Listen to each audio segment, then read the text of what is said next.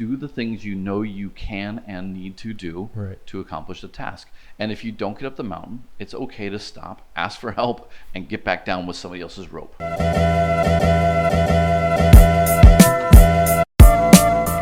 right, so Hello. welcome back to Behind the Grind. Rich Brubaker, Brian Brian Tam. Tam.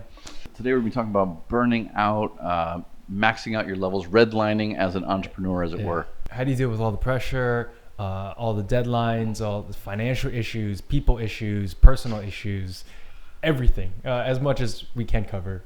You know, it's been a pretty hot topic. I think if you're in YouTube land, you've certainly been watching, you know, the major stars, Casey Neistat, Gary Vaynerchuk, and a bunch of others talking about burning out, how to avoid it, why they're burning out, and you kind of see how they're fizzling out. Right. They're also talking about how it's such a hot topic in the entrepreneur space because of various things. And as It's a serious entrepreneurs, topic. it's a serious topic. Yeah, I Right. mean, it happens. It happened to both of us, and I think that's why we want to talk about it a little bit. It's not. Although I have fun to when say you're on going your through Instagram profile, man, I never noticed that you're burnt out. You look so happy all the time. it's part of the charade. Charade. Shiraz. we should have some Shiraz right now. A glass would be nice. Yeah. All right, so I don't know. Well, just contextualizing a little bit. If you saw in episode 1, Brian and I were really joking about the first 18 months and how things were going. You know, and obviously we've been in this for a year, so it's not all been up. There have been some flat. There has been some down, and I think, you know, the real trick of this is actually to talk about it, because at the end of the day, you know, as I was joking about Instagram, the reality is that most entrepreneurs they put up a good front, or they feel they need to, and that only compounds it. I think actually what I found through mine, and we'll get into it, is like actually by talking through it, maybe giving some of the warning signs, maybe we can help some other people, other entrepreneurs, other teams, you know, kind of pick up not only on what they're feeling, but also what their teammates are feeling or what their leaders are feeling. So, you know, they can be like, hey, dude, you okay? Like, you know, do you need a break? Like, you're working too hard, or, you know, to pick up the ball.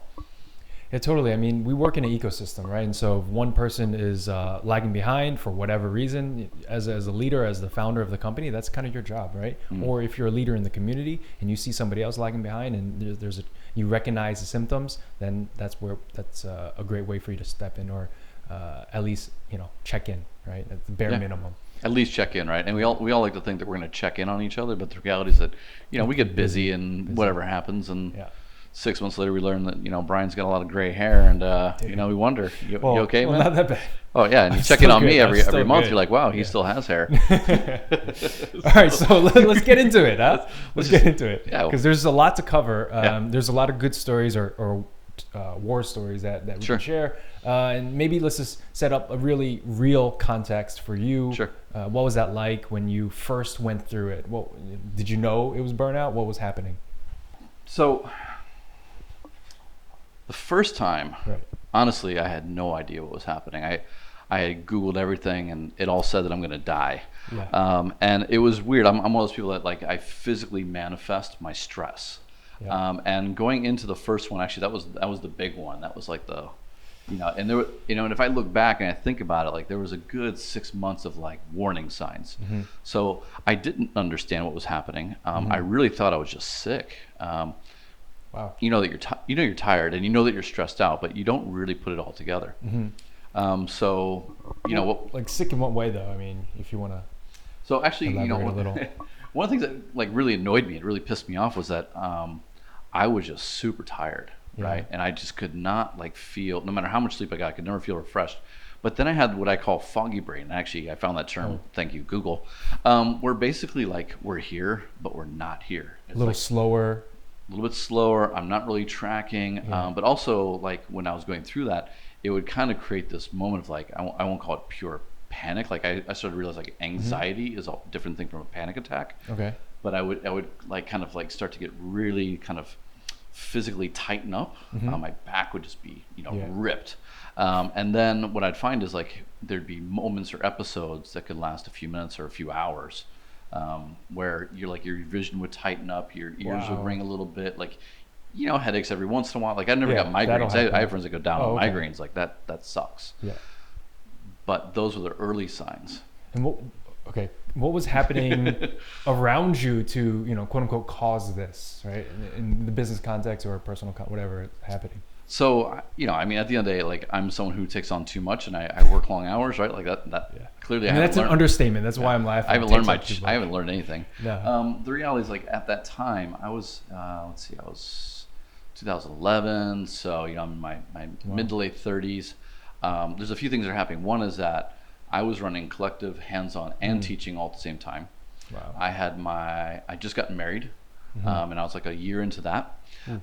So like there's a bunch of things that are happening and all great stuff.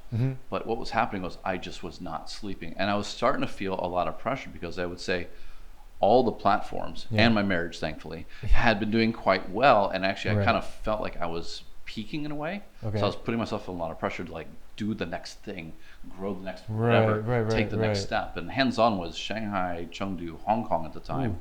So I had like 15, 20 staff. Collective was all rapidly growing. I mean, all rapidly growing. That's the insane part. And in a way that was like, we were really lucky. We got everything we needed, everything we wanted, and I didn't know how to manage all that because it was just chaos. It's your first time around. First time, it was like my first time at that level. Right. Like I did a lot of smaller stuff. Like I was really good at that. Yeah. But like when I was getting to like 20 employees, I was like, I can keep track of all this. And like then I had the other thing, then I had the consulting, then I had, and so I just had so much going on, and multiple actually fires by burning. not sleeping, I think that, I mean, I'm reading more and more about the lack of sleep and what that does to you, but that really tends to play with you. Yeah. And so I'm just going through this, and what I found was like I was just exhausted. At the end of the day, like I was just physically and mentally exhausted. I wasn't allowing myself to recover. And then as I was going through these moments, I wasn't taking the time to say, okay, check yourself, understand where you are, figure out what you have, go talk to people if you need to. I definitely wasn't talking to people at that point. It just it went on for like 6 to 9 months. So how'd you figure it out then? I mean, that's a long time for something to be going on, and you're probably freaking out. You're searching and going to the doctors, I guess. Yeah, I was going to the doctor. I had some major panic attacks. They hooked me up to an EKG a couple times. They're like, "You're not dying." Like, I remember one guy came out. We went to the Portman clinic, and he's like, "Okay, why are you having chest pain?" He came running out like, "Shit, I gotta save somebody." Okay. He's thinking like some older executive. Now he'd probably be like, "Okay, so you're in that age range," but back then he's like, "Dude, you're like 32, 35. What are you doing here?" Right. And he hooked me up. He's like, "You're fine." Okay. And I was like, "Oh man, I think I'm And I went through that a few times, but then actually I just hit a wall. Yeah, sure. I could not get up. I was totally I wasn't melting down. After 9 months. Mentally, I just couldn't do it. I was like, I'm burnt. Like it was like I fully recognized it, and my wife was just like, "Yeah, you need a break. Yeah, like you need a break." And now, thankfully, that was about the same time that my son was coming out. I had handed off hands-on. I had actually a break of a year at teaching, and I only had 2 or 3 consulting projects. So I was able to say, "Okay, look, I'm gonna take a year off, hang out with little man, start eating well, start going to the gym, doing because I was not paying attention. I was not eating well. I was not physically fit in any manner. Like I went back to the gym and it was like, okay, how do you use this equipment again? Like that's a bicycle, I recognize it. And actually it took me about 2 years to physically recover, I'd say, and mentally probably 6 to 9 months before the panic attacks, before I recognized that they were panic attacks and I could actually do something about that. So, I mean, it sounds like you took a very, you managed it yourself, however you could. Yes. You didn't go seek out further professionals, like whatever. I just went to go see, I went to go see the general physician. That was it. I did not take any medicine. I did not go talk to any specialists who are in psychology or psychiatry. I did not have a close circle of friends. I had a couple people I would talk to, like, we're feeling the same thing. Yeah. And I would say they didn't really know. understand. They don't understand, right? Yeah, like I won't call this a midlife crisis, but it was definitely because everyone's an entrepreneur. Yeah. It wasn't like we were 40, 45. Right. We'd made it, and we were wondering like, what's the meaning of life? We were all just working just so hard. Damn. And you kind of we blew out a couple tires on the highway. Yeah. Right.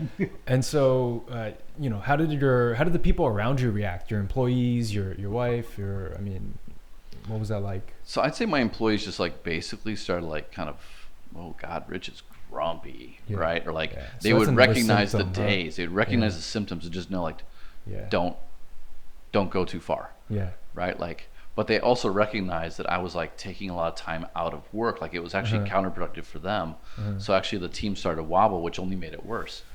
My inner circle, my family particularly, I mean, I was probably annoying them at that point. Like I'm looking for, You couldn't help it. I think my wife would call it, you're fishing for compliments. Yeah. Right? You're like, you're trying to say something and get like a little bit of an emotional, like, it'll be okay. Yeah. And what I was getting from my family, which at the time was like, ow. But now it's like, wow, that's what I needed, was like, look, 1, 2, 3, stop this, stop that. You're doing too much. Sleep more. And I'm like, I don't need to hear that. I need to hear that I'll be okay. Yeah. Yeah. Or you're doing well. You're on the right track. Yeah. And I think, so, but they recognized that there was something that I was basically, they didn't recognize that I was burning out. They recognized that I was having a confidence issue, that I wasn't feeling confident myself, and they weren't going to have any of that. Okay. They didn't really realize like that I was really having some issues. Yeah. And you know, it's okay. I mean, most people don't know what's going on internally, and also we've never really seen people burn out. I mean, how are you supposed to know, right? And you know, if anything, people grow quiet and detached from the social circle. So seeing somebody burn out is not really going to happen. And so I'd say, like, actually, if I were to go into like my second burnout, which was last summer, I was going through that whole team issue, and I have to say, like, the worst time that I had, like, actually, I recognized everything. I recognized the anxiety attacks. I knew what was causing them. I knew what I needed to do to back it off. But the worst part was I felt super alone at that time because I was going through an entirely new thing. Right. And I did not know I knew people I could call. I didn't think I could call them. Like, I didn't want to burden them with this because, like, I don't want to be a whiner. That's the other thing, I don't want to be that fifth guy that, like, is in the inner circle that you need to cut out because he's the whiny person.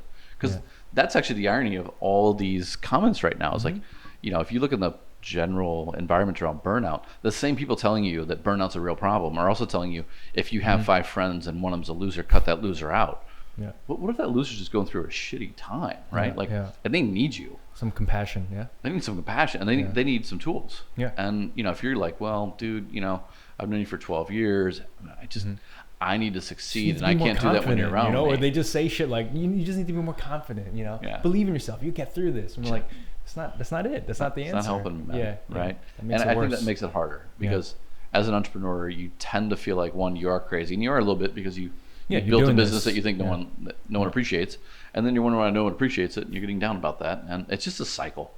And actually, I think confidence is just absolutely at the center of that, and that's one thing that I really learned is, if I feel confident myself, most of the anxiety, all the whatever I'm going through, I can actually, it's like a shield. I'm not saying I feel it a little bit, right. But it won't just get into it won't get in. Right, the core of it. Yeah, and I think one way that I've actually grown a little bit more confident is not by acting more confident, but actually like when I'm going through a problem, I'm going through, even it could be a long-term kind of like a month or 3 months of like hardship. You're like, but I've got 14 years and 9 months of really cool stuff. I have these tools, I have these teams, I'm working on amazing projects. Like, you have these things. One of them falls. Be respectful. Right? Yeah. Of like that how hard that was, right? Yeah. Like, have some perspective. Yeah. Have some self-awareness, and then back off. Realize that nothing you do today is really nothing's gonna be a brand failure. Right. You'll be fine. Right. But today's gonna be a shitty day, and I think like actually that helps a little bit. Also, I think also going out and hang out with people a little bit more as an entrepreneur, like socialize not working so hard, or taking an hour or 2 out to go. Right. Have a beer and then go back to it, but socialize a little bit. Yeah. In real person, IRL. I mean, you were saying you had 3 to 4 consulting projects at that time, and that's usually a full-time job for most people. Yeah, I had two. I had two and a half full-time jobs. Things, right? Yeah. So I mean, it's no surprise that you were going through that.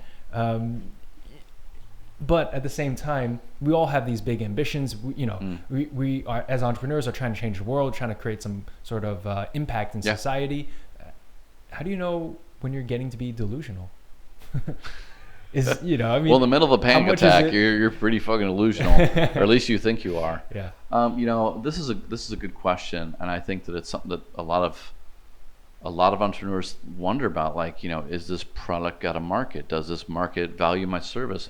Can I get paid? Will my team And I think at the end of the day, like everyone who starts their own business that's on the edge, the bleeding edge of whatever industry you're in, you have to be delusional. You have to be telling everybody else that they're wrong, that you're right, but it's up to you to work it out. Now, what I think, and what I'm kind of understanding more and more, is you don't need focus, but you need focus. Okay, what do you mean? You need to really, I kind of like Seth Godin's approach. He's like, take a product, take a service that you want to sell to the market. All your family, all your friends are like, yeah, man, dude, that sounds great. Right, You should write that book. You should release that whatever. Yeah. But then you go to the market, you're like, yeah, no. Crickets. So go out and talk to 10 people as you have these ideas who are your potential buyers.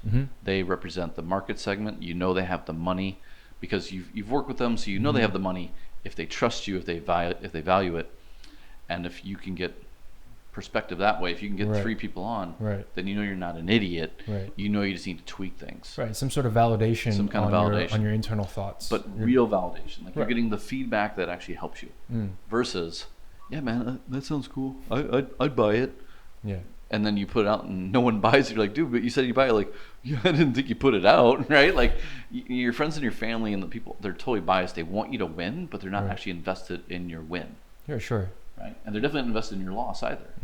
So find people who are they invested. Just care about you, yeah, and they care about you, and they don't want to hurt your feelings. Absolutely. But the market hurts a hell of a lot more when it punches you in the head, and you don't have a way to back up. Or it outcasts you in a certain way, and you have no access to that market, right? I mean, you're just not. So I think you throw a lot of things out there, and you really pay attention, and what you'll find is, like, if you're in the right space, you'll be getting feedback that tells you that you're close, you're nearby, you're not all cold.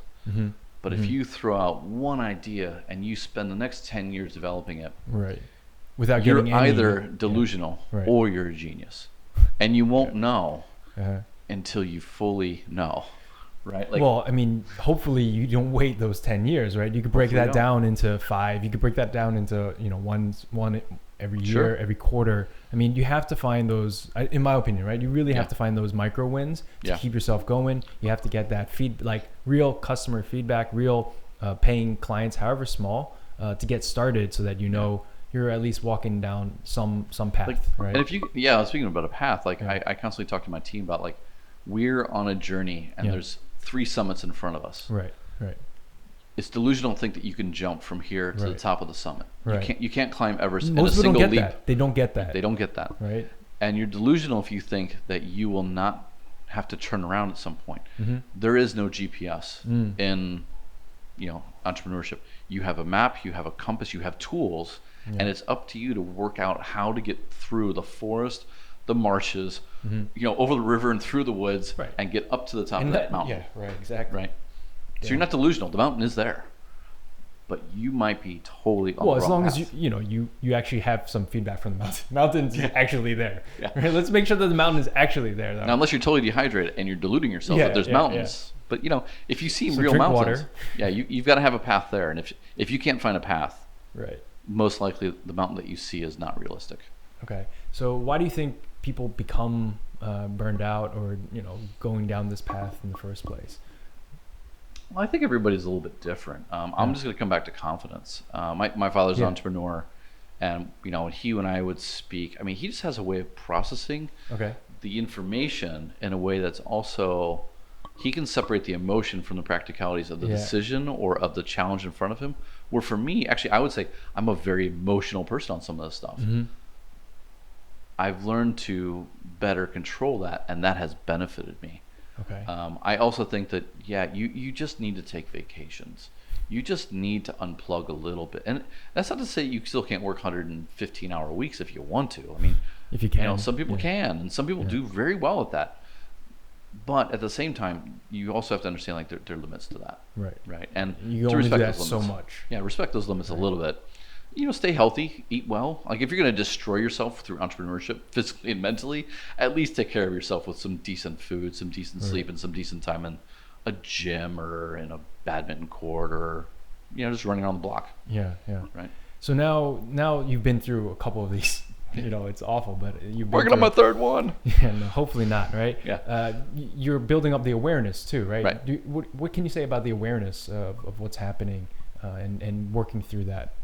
The awareness in what way? Like people around me know this? Yeah, I mean, you know, Like- the self-awareness about like Yeah. this is happening to me again. How do I Also, my moderate self-awareness is that? actually pretty Or- high on that. Yeah, Wow, so right. I'm pretty good with that. Also, I talk a lot more openly about when I have my problems, or the fact that, you know, just like we're doing here. People Right. are like, "How can you talk about your burnout on Facebook?" Mm. Because I Do- know do that people there ask are. you that? Yeah, I get. Or I was told you shouldn't be so honest.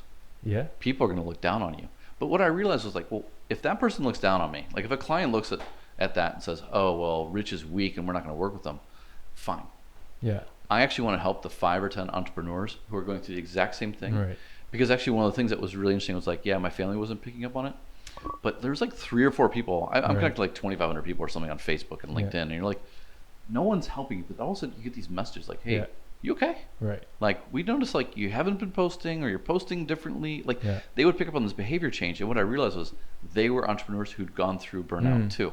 So when you come out the other side, you tend to be able to see it. You can see it in other people. Uh-huh. So, you know, we were talking about how Casey Neistat, I think we were talking about him last week, where, you know, his videos, his pattern has changed. Right. And as someone who blogged for years, Yeah. I know when he moves to LA, he will never come back, Mhm. because you can see the behavior shift Right. occurring.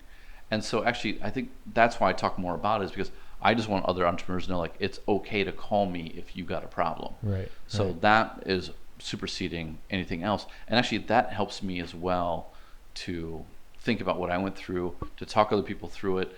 And that actually just helps me as well. Like it helps, it just like, you know, when you're teaching the content, Yeah. you're learning sense the content of meaning. too. Oh, okay. The awareness of it, the deeper understanding. Yeah, of you can't it you too, can't right? lie to yourself. You're like, Yeah. I had this problem, this Yeah. problem, and you should watch out for that. Well, when it starts happening, you're gonna like, oh shit, I'm having that problem Right. again. Right. I mean, Slow as you're down. explaining it, like even here, you're kind of dissecting it and thinking about it again and rehashing it, right? I mean, in the previous conversations, this aspect of confidence wasn't as a core of an issue that you brought up in the previous conversations that we had. But Right? confidence is huge. I think you have to be really confident to talk about this too. Mhm. I think a lot of people, they're just like, man, like people are gonna think differently. I'm gonna lose my company. Yeah. And actually, last summer, like I was really like, this Yeah, could things all got go hairy. really bad, Yeah, right? Like yeah. this could be the end of my 5 years working on this. Mm. And that really, like, I was not prepared, man. I'm like doubled over. My wife's like, oh Jesus. Wow. But now I'm like, you know, if it happens, Yeah. I'll be okay. Yeah. I have 15 years of Mhm. all this experience and all these tools and all these networks. Whatever I decide to do, I'll be okay with. And I actually remember writing something on Facebook about how, like, winds of change or whatever. And one friend who'd been going through the exact same thing, she and I had just talked like 2 weeks before that. She goes, Rich, no matter what you do, we'll always love you. Yeah. And I was like, I'll be okay. Yeah, it means a Right. lot. And I Those was like- little messages mean a lot, Yeah. right? I think if I could just summarize a little bit, what I'm hearing is it's so much about perspective. Like, all right, there's all the shit that's happening, but also try to find whatever good that has been around, and also some hope in the future of what might come around too. Yeah. At the same time, while you have a dream, make sure you're not delusional and stay grounded in the facts. Stay grounded in what your feedback is from your customers or your clients or whatever it is, and see if you actually have some reality to the situation. Because I mean, you're in your own head a lot. You're in your head a lot. So much. It's a very, very lonely state to be an entrepreneur. Yeah. And there's not that many people that you can go talk to, as we talked about. Internally, your team doesn't really get it, right? No. Even your family doesn't really get it. So Yeah. it's extremely lonely. And Yeah. so as much as you can get grounded in, whatever it is, facts and figures, proposals, some sort of pipeline. For me, that was what helped me get through it for myself. And it's just knowing that there was something in the next week, 2 months, 3 months, 6 months, and then I could kind of, just work my way towards there, just crawl my way, just to get there, right? Yeah. And I think that's what I'm hearing from you is it's a little bit of these perspective checks that if you can have with the people around you, again, balancing the positive and negative, trying to get the dream and the reality, balancing all of these different things. But also, I watched, Free Solo. Beautiful, yeah. Just, he's, and we have got to be focused on that one little hold. Yeah. If we're looking down, Right. we're going to slide down that goddamn mountain, man. Yeah. And like, it's going to hurt. it's gonna hurt bad. It's game over. Yeah. It's game over. So just keep focused on the little things and like The meaningful things. take perspective, put some chalk on your hands, like do the things you know you can and need to do to accomplish the task. And if you don't get up the mountain, it's okay to stop, ask for help, and get back down with somebody else's rope. Absolutely. It's fine. Yeah. I mean, it happens to so many of us. I mean, that's why we wanted to bring it up. I mean, it's happened to both of us. Literally, it's 100% of the room right here. And I mean, if you talk to an entrepreneur and they've never burned out, it's highly unlikely almost, just because of the path that it is. You're lonely, there's pressure, there's a lot of, you're doing uncertainty, you're going through some uncertainty. So there's a lot of all of that around you. You're going to have shitty days. Yeah. But I don't know if those qualify as, I'm sure that there's some people who like, man, they've just never seen that. And great. That's why it's God, difficult. I envy you. Yeah. But at the same time, I'm glad I went through mine. Because actually, at the end of the day, it also helped me forced me to focus on some things that I just need to get done. It forced me to also hire my teams a little bit differently, add more people earlier. So there are a lot of lessons coming out of this. A lot of lessons, because you don't want to repeat. Well, okay, what did I do wrong, and what can I do differently for the next round? Because I'm going back in the ring. You have to. Right? It's round 5. Yeah. And there's 12 more to go, so you're going to get punched in the head. It's again okay. and again. Yeah. It's Just okay. get back up. Yeah. Train for it. Yeah. Train for it. So let's wrap up. I mean, there's a lot going on here. I think, I want you to have some leaving or some parting thoughts. But before we get there, I want to say that, while we have experienced it, we're not the experts. We're just sharing our own personal story. If you feel like you're going through something like this, that any of this kind of resonates, maybe ask some friends, get some help, double check, and really take care of yourself, because that's the bottom line. To wrap up then, Rich, what would you say to share those final thoughts on this, very, very important topic? So I think for the younger entrepreneurs who are probably maybe on the climb up and things are going really well, that's great. Keep going. You've got to work as hard as you can when you have that time. But just take some moments to, one, appreciate what you're seeing and doing and who you're with and what your impact actually is. Get some sleep, eat some decent food, have a glass of wine every once in a while. But if you're going to put yourself through the normal stress of entrepreneurship, make sure that you offset that with some other things that you need to get done. The other thing is, if you start to feel like, if you're really going down, like being tired and needing to sleep in on a Saturday or even on a Wednesday once is not burnout. And I can't tell you how many people have told me, like, I'm burned out, I need to take this Wednesday off. Like, burnout does not go away on Thursday. It stays with you through a cycle. And if you're entering that cycle, if you're seeing a repeating pattern, just kind of be aware of it and know that first off, you're not the only one going through it. You're not the first one to go through it. You will be okay as long as you take stock, slow down, have the conversations you need to, take the corrective actions you need to, and then get right back on the path. Because I think at the end of the day, if you don't get back on the path, your confidence will only be hurt by that. So don't push yourself off the ledge. Make sure that you're taking those measured steps. If you get lost, it's okay. Stop, look at the map, double check it, but get back going, or get back on it, and you'll be okay.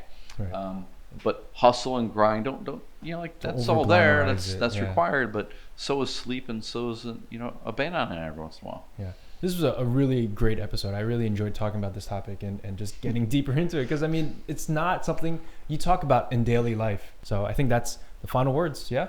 Yeah. Thank you very much, man. Thank you. That was good fun. Yeah.